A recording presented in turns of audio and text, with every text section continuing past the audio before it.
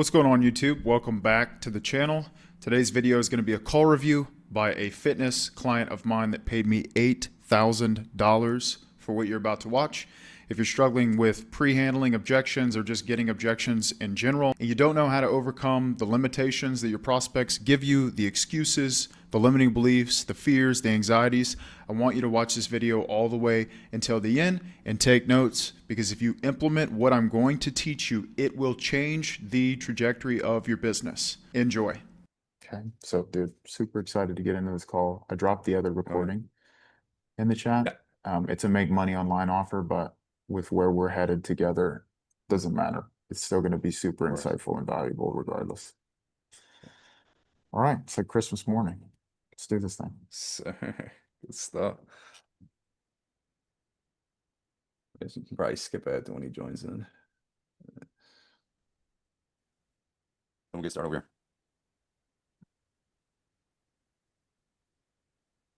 Okay, perfect. There should be another button just right beside that says unmute. So just give me a second.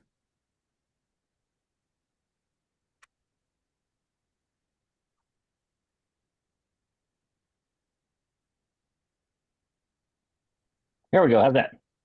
Now I can hear. Good stuff, man. How's everything? Good. Good to hear. Where are you calling from anyways? Oklahoma. Broken arrow at my Tulsa. Hey, good stuff. Good stuff. I'm all the way up north. I'm based out of Toronto. Toronto kind of myself. Cool. And then we got coaches from all over. From here, might be from wherever. Now, in terms of Yeah. today, I see you got that pen and paper ready to take some notes, right? Yeah. Perfect. Yeah. Right. So on there, I just want you to write down the numbers 1, 2, and 3, just with some space in between each one. Okay. Right down to 1, I want you to write fitness. I like the authority and the leadership. It's good that you're Yes, sir. making them submit quickly. I like that. Yeah, One thing I that's will why I like say that pen and paper. is your tone is very like high energy. Okay, what I like you to do is Yeah. X, Y, and Z. Now, the main reason I would call that out is because certain personality types are going to be put off by that type of tone. Have you ever heard of an Enneagram test? Yeah, I think you were telling me last time where you're Did I supposed tell to you about that? communication, right? Maybe. You might have seen it in a YouTube video. It's Oh, you were possible. telling me last time. No. You told me yesterday So about Enneagram. yours being the communication and Oh. No. That was a test that I took, an aptitude test. aptitude. Okay, Aptitude test. So Enneagram is a personality type. Yeah. Helps you to determine what personality type you have. So as an example, I'm going to read out the personality type that I believe you have, and you tell me if I'm right. Okay. Okay. So I'm not going to tell you what this personality type is known as, like its name. I'm just going to read you off 20 bullet points. You tell me if it's accurate. Okay. So, Okay, for sure. Number 1, I've been told in the past that I'm too blunt and aggressive. Yes or no? Yes, without question. Doing things halfway is not my spiritual gift. Mm-hmm. In or you're out? If you're in, 100%. Yeah. If I'm in, I'm doing it. Yeah. Number 3, I enjoy a good verbal skirmish just to see what others are made of. Yeah. That's why I get into yelling matches at the end of some calls. Totally. Number 4, in relationships that matter to me, I insist on being honest about conflicts and staying in the fight till things are worked out. Yeah. Without question, you can't walk away. Number 5, it's hard for me to trust people. Mm-hmm. Number 6, justice is worth fighting for. Of course. Number 7, I can sniff out other people's weakness the first time I meet them. Yeah. Number 8, saying no is not a problem for me. You have to be like that, or else you just people please all the fucking time. You can't be doing that shit. Number 9, I welcome opposition. Bring it on. Mm-hmm. Yes, Number sir. 10, I make decisions fast and from the gut. Yeah. Number 11, I don't like it when people beat around the bush. Yeah, without question. Number 12, I'm wary of people who are super nice. Mm-hmm. You Number put on a 13, front. yeah, Yeah. ulterior motive. Yeah. Number 13, when I walk into a room, I know immediately who has the most power. Oh, without question. Number 14, 100%. I don't have much respect for people who don't stand up for themselves. Yep. You mentioned the guy sitting there, can we pay for this, baby? With his wife. Number 15, one of my mottos is a good offense is better than a good defense. I'm not exactly sure what Yeah. that one means, but teach their own. Number 16, Mm-hmm. don't mess with the people I love. Mm-hmm. Of course. Number 17, this is a big one for us. I know I'm respected, but sometimes I just want to be loved. Yeah. 18, I don't have a problem confronting a bully. Mm-hmm. And 20, under my tough exterior is a tender and loving heart. Yeah. Most Pretty people don't accurate. see. Most people don't see it, right? And that's the reality. Like Yeah. even opening up, right? Even opening up to my girl, like when we were, it just takes time. It takes time. And then with me, like I was on a coaching offer beforehand, and they talked about attachment styles a lot, and Mm. I was under the avoidant on there. Put my head Hmm. into work, put my head into work, avoid shit. Yeah. And that's just what I was used to. And big reason why I just wouldn't open up. And with her, it's the other spectrum where she's the anxious attachment style. Hmm. And she'll be texting me over and over and over again. I need space, and then we'll get into shit. But Totally. it's human. But Totally. Well, the thing is, the better we understand ourselves from a psychological perspective, because you're going to run into this personality all the time. Maybe mm, not as much with weight loss. It'll come and go. But yeah, this type of personality with the high tempo inflections of like, this is what we're going to do. And hey, it's good to see you. And where are you calling in from? And all of that. mm, This personality type, it will immediately validate the concerns that they had prior to joining the call on how this is going to go. yeah, So the goal in learning the psychology, because your personality type, it's called the challenger. There are 8 others outside of this. yeah. And I'd strongly recommend this book. I think I could send you a PDF if you want to read it on the side. Obviously, the 100%. I'd training is love going to to. cover a lot of that, but For sure. um, they're coming onto the call saying, how can I trust this person? Is this going to be a sales call? Are they going to try and manipulate me? And that's where in our conversations, if we're not gaining a lot of ground on their problems, right, and their doubts or their uncertainties or their fears, it's almost like we're sitting in quicksand.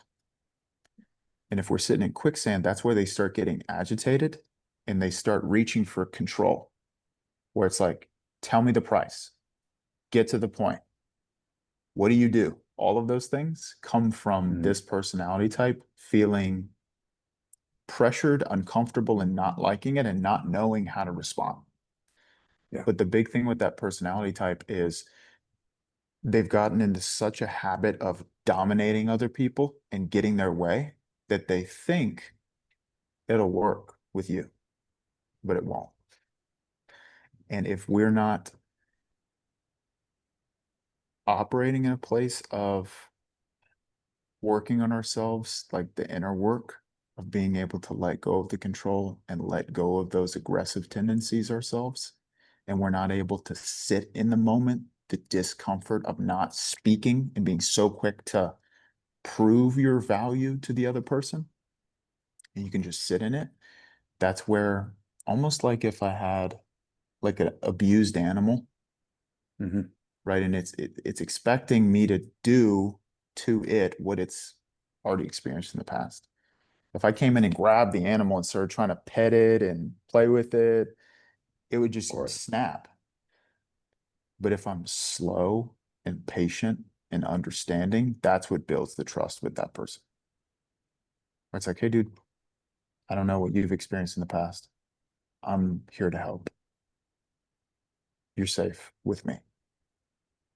So, besides the point, Yeah. we'll get into the call. Okay. On the 2, nutrition. Because my goal as well is for you to be able to read these people like a book the second you see their face. Yeah. That's where we will get to. And the Stop. 3, I want Yeah, you to love write that. accountability.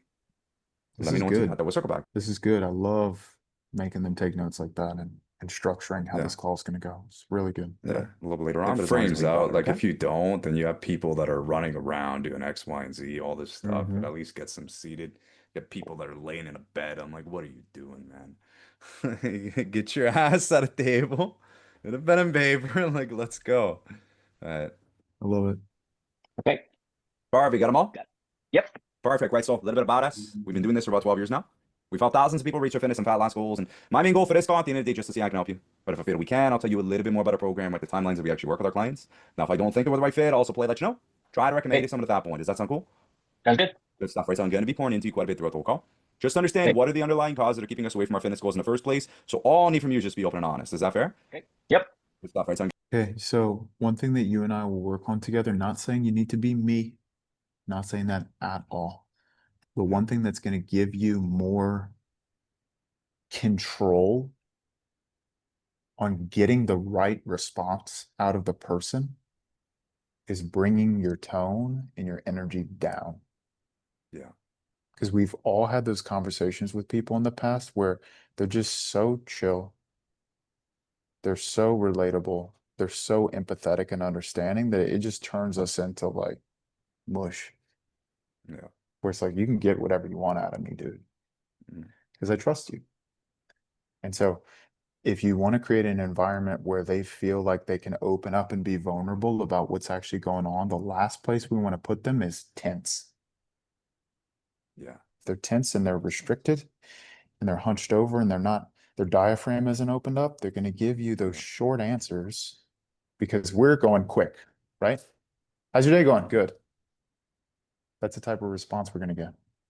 Yeah. But if we slow it down, and one thing we'll get into as well is storytelling, being able to tell your story in a way that opens people up. If you've ever heard the phrase tactical or tactful vulnerability, Okay. I'll give you a short example of this.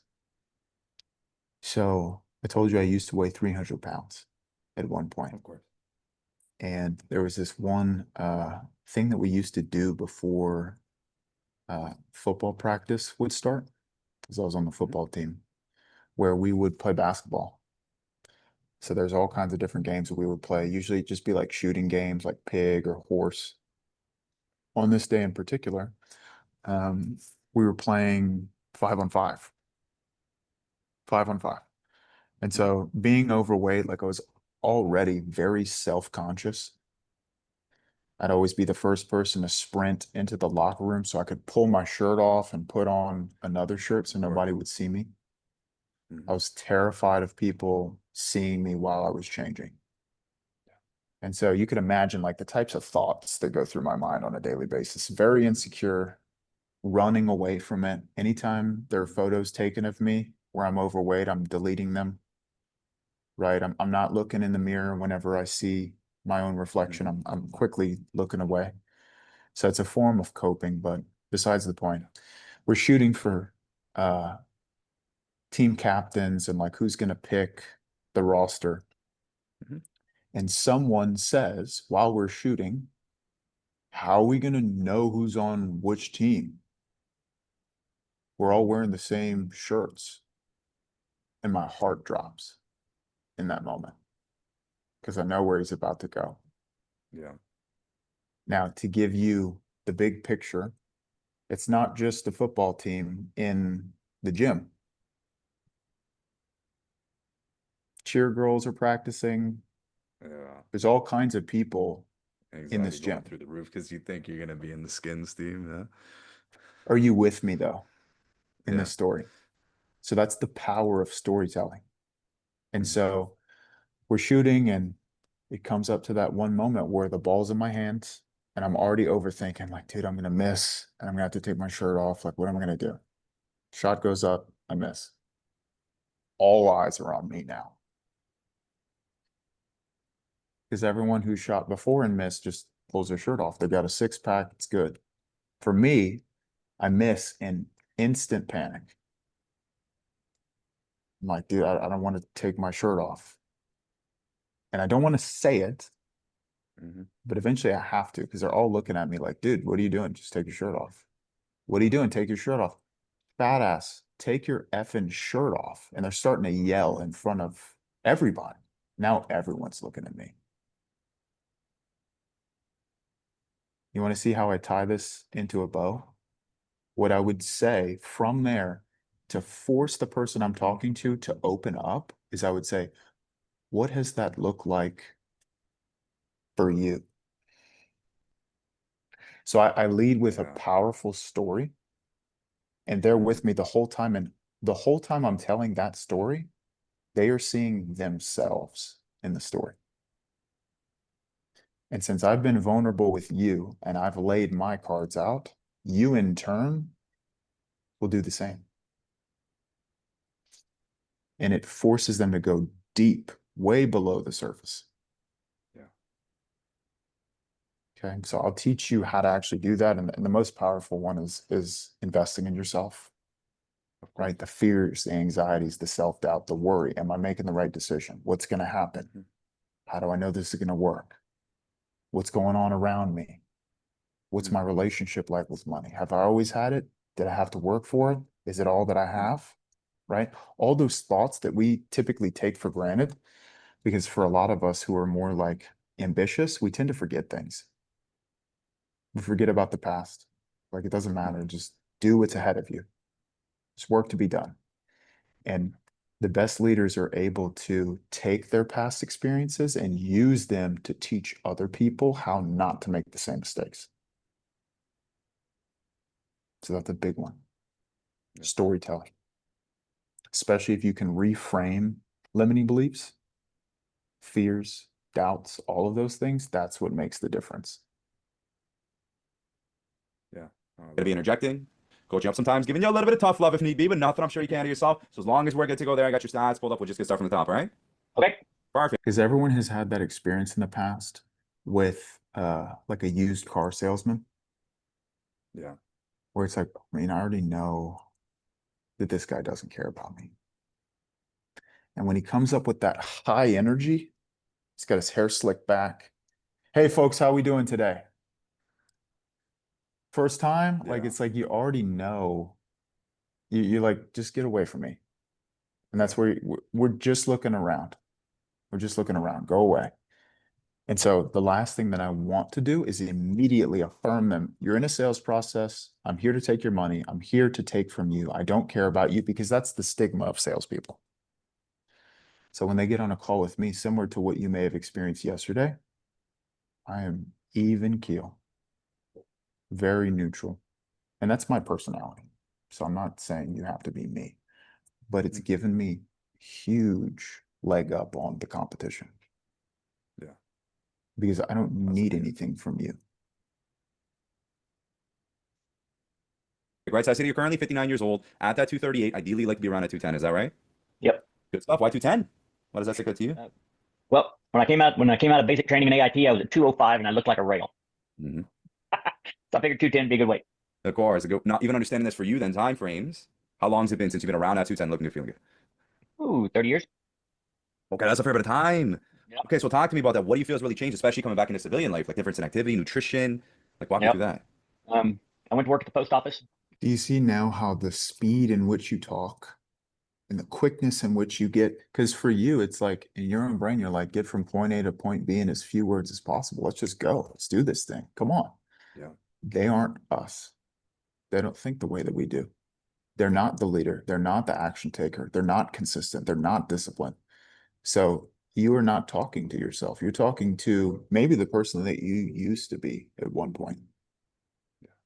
And what is going to get them on an emotional level is slowing down. 30 years. It's a long time. That's a long time. Why so long? Yeah. Why so long? You hear the curiosity and the calmness, the empathy almost. It's almost like concern. That's 3 decades. It's a Yeah. long time. Why so long? And yeah, I died in all kind of different things, but just I was working 12 hours a day, 7 days a week, half the time. Well, especially for the first 15 years, I did that. Just I was always at work, and then we had a baby, and so then Okay, so what can you pick up from Rob based on what he just said about work?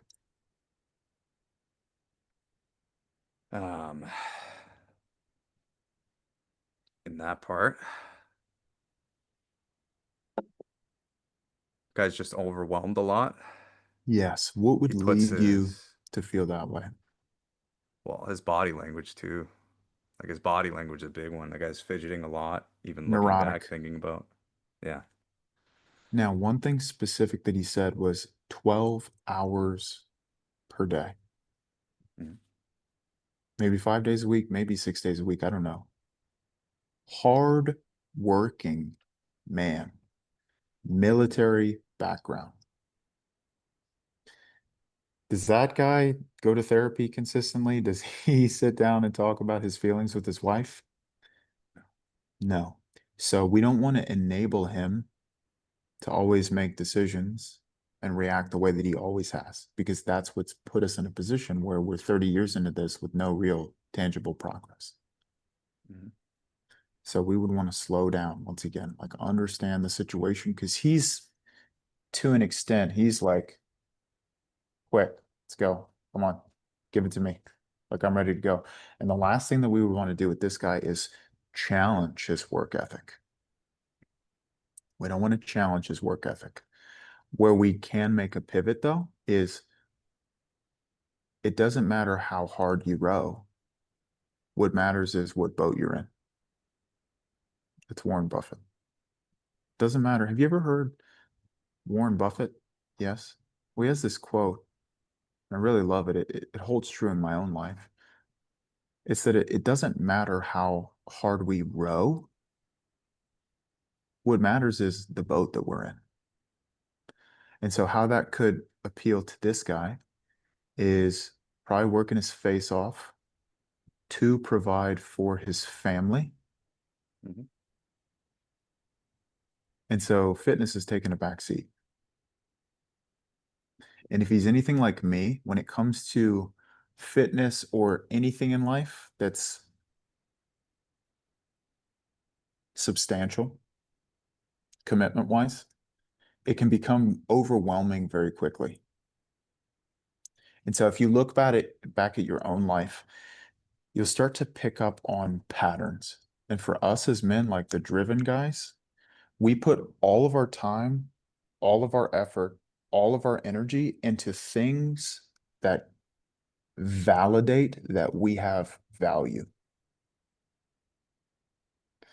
So if it's work, that's where we're doing 70 hours a week, not prioritizing our wife and our kids. Kids hate us, right? If it's for some of these guys, they're not respected at their job. They're not being paid well. They're not passionate about what they do. So they find extracurricular activities to escape.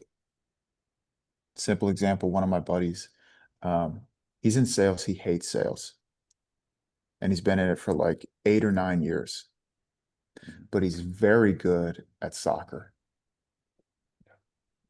So you can imagine when you've had a really bad day and you hate your life and you hate where you're at, instead of sitting down and looking in the mirror and saying, what do I need to do as a man to figure this out so that I can put a line in the sand and actually pick a different direction?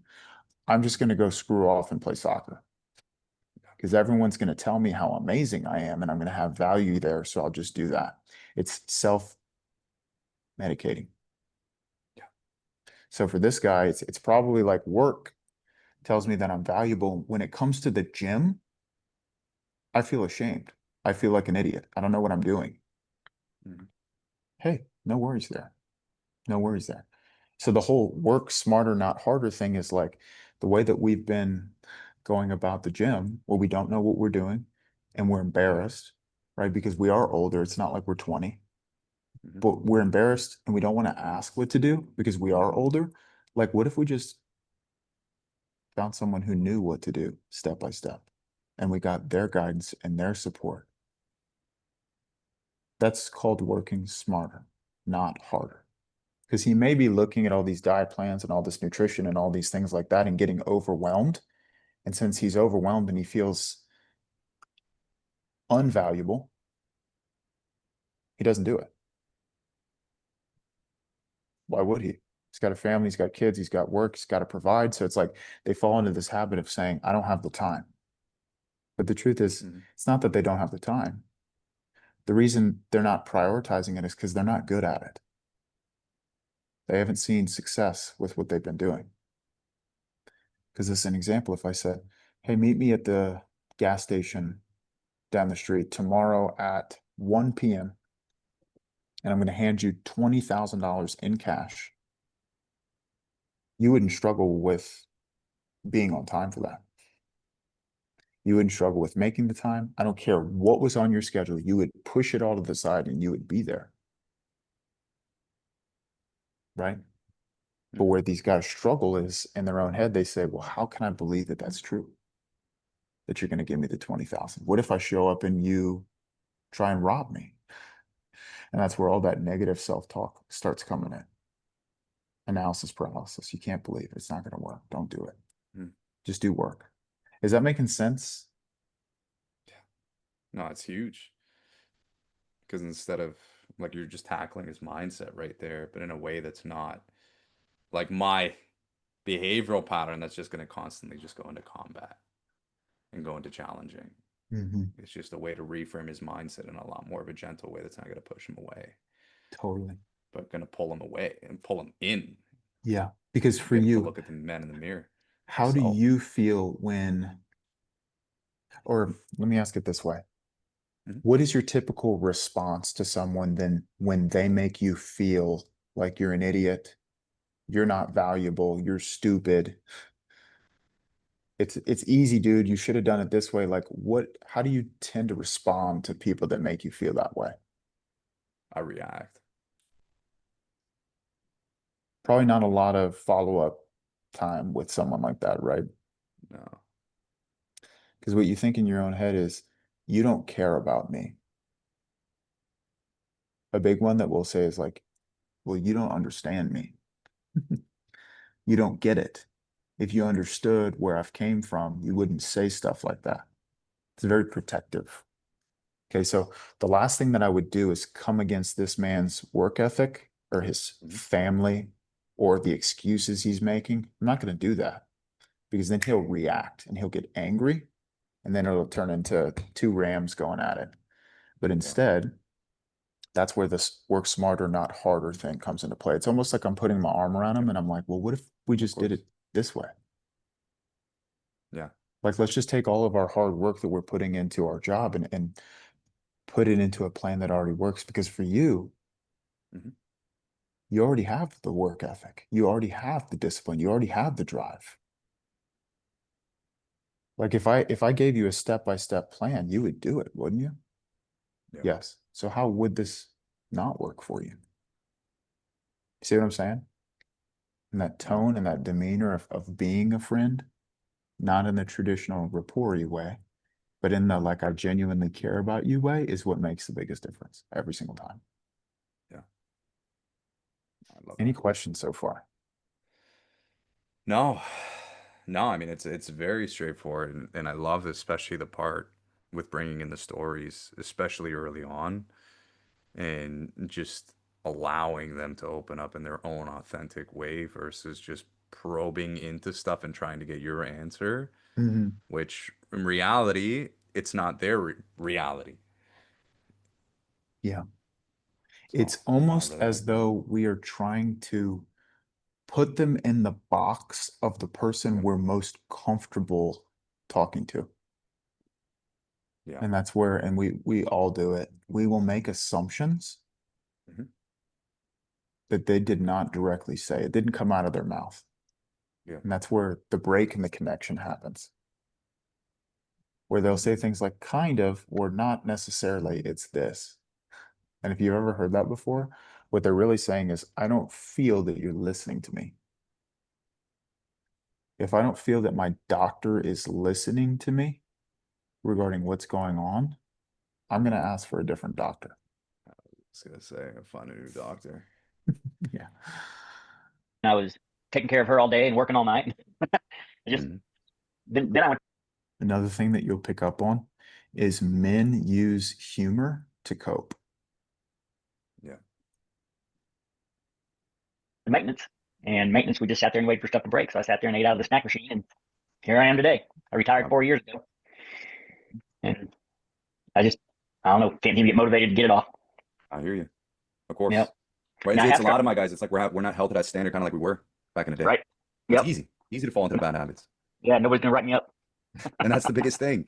And it's understanding, like, even in terms of all this, like when we look at weight, with weight, right, it's all relative. Like, it's all dependent on the amount of body fat that we're carrying as a result. You could be at a 210, feel fantastic. We could be at a 220, could be at a 205. So one aspect that we always start with, just creating a visual understanding as to where you want to take things from yourself. So I'm just going to share my screen. Let me know once you can see this, okay? Okay. Perfect. All right, can you see this over here? Nice. Yep, got it. Perfect, right? So on that chart, where do you currently feel that you're at? Probably lower level, third from the left. Okay, lower level, third from the left. Okay, for sure. So you said around 35%? Yep, that'd be my guess. Okay. Then ideally, when you see this chart, where would you like to be? Like at the 15%. Okay. 15, Okay, 20. Scott, we like that for you. Around that 15 to 20 as a range. So like even understanding that as a range, why does that stick out to Right. you? Notice how he laughed when he said it? Mm-hmm. Why would he laugh when he says, I want to be at 15%? Doesn't see it as realistic. Yes. And if I were to go a layer deeper, the reason he laughs is so that he can give himself a doorway out of actually doing it. Because think about it. If you got a different response with someone who is more certain in themselves, and they said 15% and they just looked you straight in the eyes, downward inflection, he's doing it. Mm-hmm. Nothing's getting in the way.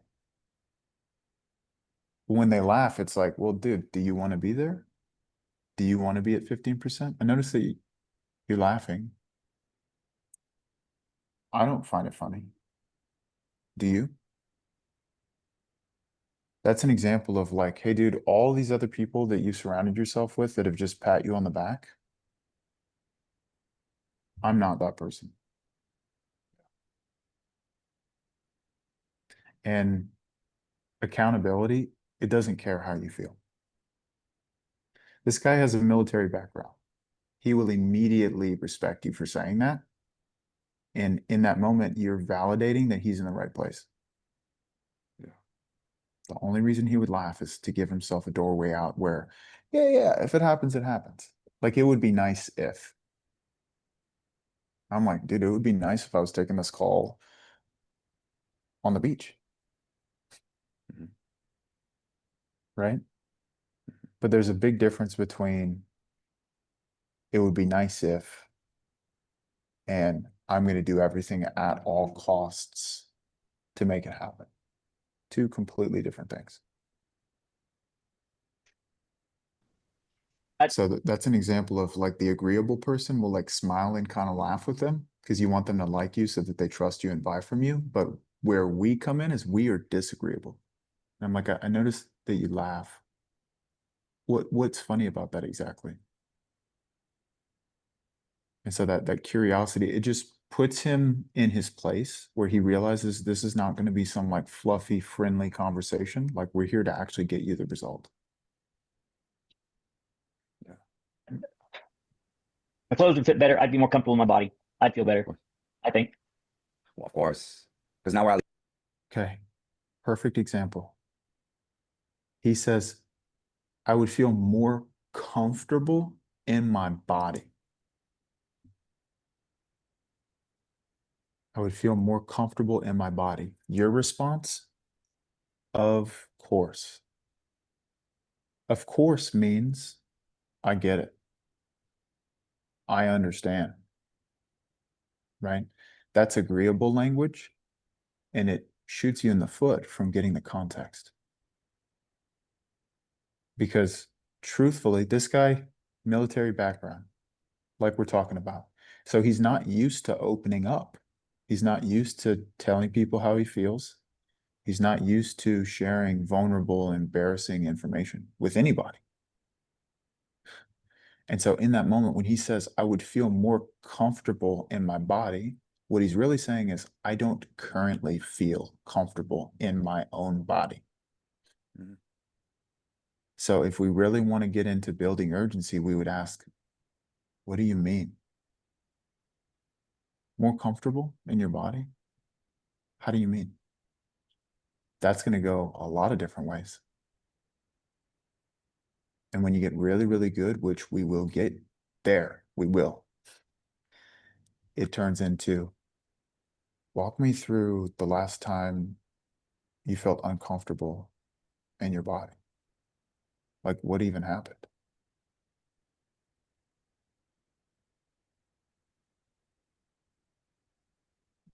What thoughts were going through your head?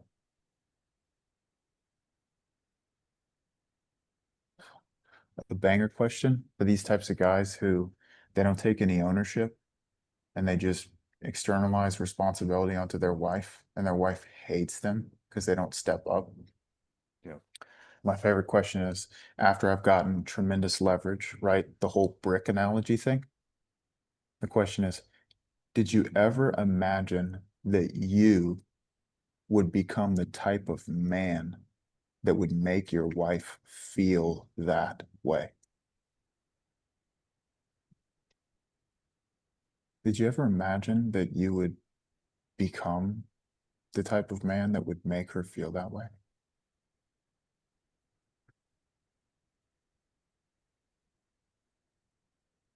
Leverage is everything. And every time we force them to open up, we get leverage as a byproduct of that.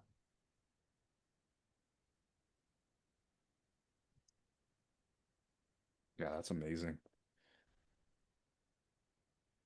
Because that's a nail in the, like, what's he even going to say to that? And then now we're going to put ourselves into a situation where we're still going to absolve ourselves of the responsibility and still give it to her. Where it's like she's almost crying for help on her side, and that's why she's begging for control on her end, trying to control you to do X, Y, and Z.